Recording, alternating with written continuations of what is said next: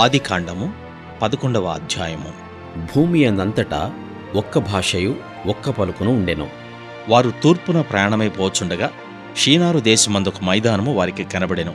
అక్కడ వారు నివసించి, మనము ఇటికలు చేసి బాగుగా కాల్చుదము రండని ఒకనితో ఒకడు మాటలాడుకొనిరి. రాళ్లకు ప్రతిగా ఇటికలను, అడుసునకు ప్రతిగా మట్టి కీలును వారికుండెను. మరియు వారు, మనము భూమి అందంతటా చెదిరిపోకుండా ఒక పట్టణమును, ఆకాశమనంటూ శిఖరము గల ఒక గోపురమును కట్టుకుని పేరు సంపాదించుకుందాము రండని మాటలాడుకొనగా, యెహోవా నరుల కుమారులు కట్టిన పట్టణమును, గోపురమును చూడ దిగివచ్చెను. అప్పుడు యెహోవా, ఇదిగో జనము ఒక్కటే, వారికందరికీ భాష ఒక్కటే, వారు ఈ పని ఆరంభించియున్నారు. ఇక మీదట వారు చేయదలచు ఏ పని అయినను చేయకుండా వారికి ఆటంకమేమీయునుండదు. గనుక మనము దిగిపోయి వారిలో ఒకని మాట ఒకనికి తెలియకుండా అక్కడ వారి భాషను తారుమారు చేయదము రండని అనుకొనెను. అలాగు యెహోవా అక్కడ నుండి భూమి అందంతటా వారిని చెదరగొట్టెను. గనుక వారు ఆ పట్టణమును కట్టుట మానిరి. దానికి బాబెలు అను పేరు పెట్టిరి. ఎందుకనగా అక్కడ యెహోవా భూజనులందరి భాషను తారుమారు చేసెను. అక్కడ నుండి యెహోవా భూమి అందంతటా వారిని చెదరగొట్టెను. షేము వంశావళి ఇది.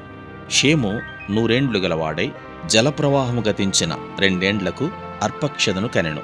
షేము అర్పక్షదును కనిన తరువాత 500 ఏండ్లు బ్రతికి కుమారులను కుమార్తెలను కనెను.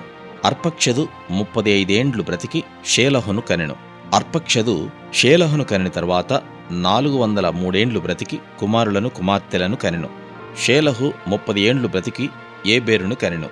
షేలహు ఏబేరును కనిన తరువాత 403 ఏండ్లు బ్రతికి కుమారులను కుమార్తెలను కనెను.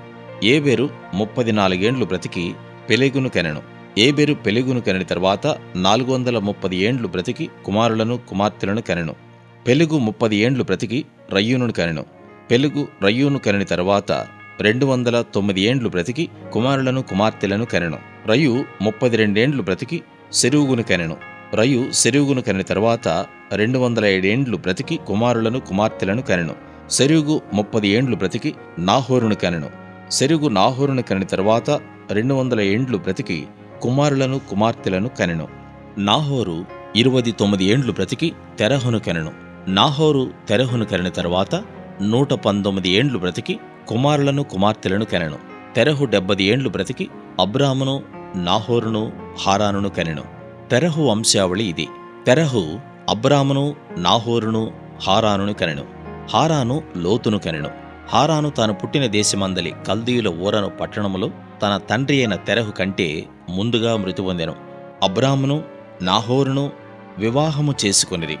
అబ్రాము భార్య పేరు శారయి, నాహోరు భార్య పేరు మిల్కా. ఆమె మిల్కాకును ఇస్కాకును తండ్రి అయిన హారాను కుమార్తె. శారయి గొడ్రలై ఉండెను. ఆమెకు సంతానము లేదు.